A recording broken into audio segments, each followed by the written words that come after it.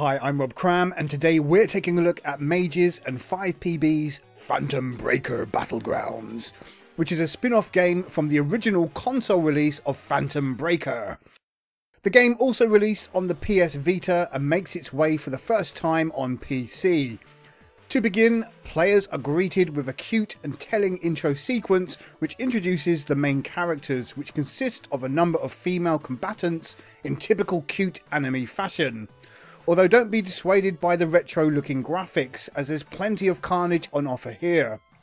Players can choose to dive into a story or arcade mode, which has your chosen combatant fight through 8 stages set within Tokyo, whilst attempting to rescue a companion from the clutches of the evil Phantom Wizard.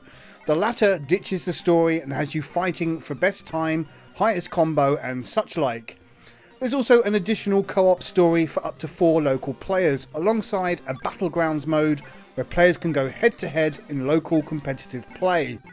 Sadly, there's no online play in these modes, which would have upped the fun tenfold, but you can't have it all.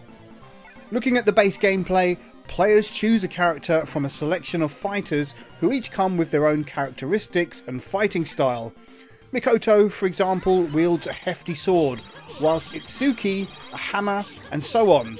There's variation in fighting as a result, although in reality it's personal preference at the end of the day. Players can also adjust the colour of their character's clothing and skin, making for unique looking uniforms if desired. What's neat here is an underlying role-playing element of progression, which caps itself at level 50. You'll need to run through the game a few times to reach this, and between each stage are granted the option to upgrade your character's stats and skills. Interestingly, the cap means you can't max out everything, so there's a bit of decision making involved. Do you spend your game points on attack and defense stats, or upgrade skills to perform more devastating moves? Luckily, the option to respec is available at any time, which means players can chop and change to suit without penalty, which is a nice touch. Onto the fighting itself, and players can perform light, medium and hard attack moves alongside various special attacks, counters, throws befitting of a fighting game. There's a text-based tutorial page which outlines everything you need to know, although in fairness, players can simply button mash to success, on the default difficulty at least.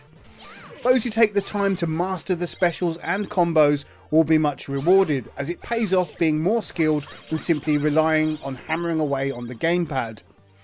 It's not the most in-depth of fighting games due to a limited number of moves per character, but as a side-scrolling game offers plenty of satisfaction as enemies become tougher and larger to boot. For those button mashing, the game does feel a bit repetitive, which is why learning a bit of flamboyancy and exercising some skill is a must here.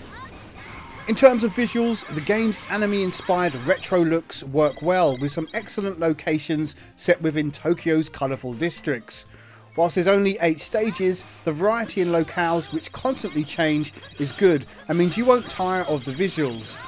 The sprite-based characters themselves are naturally cute in the face of the constant violence, although there's no blood and gore despite the size and sharpness of the weapons, meaning the game is well suitable for all ages. Audio maintains a retro flavour in all areas, complementing the visual elements with a number of light-hearted tunes to fight alongside.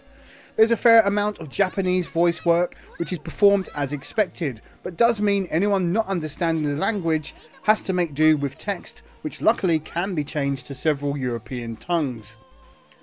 Playing the game's story mode is an enjoyable romp, albeit somewhat short, and can be bested in under 2 hours.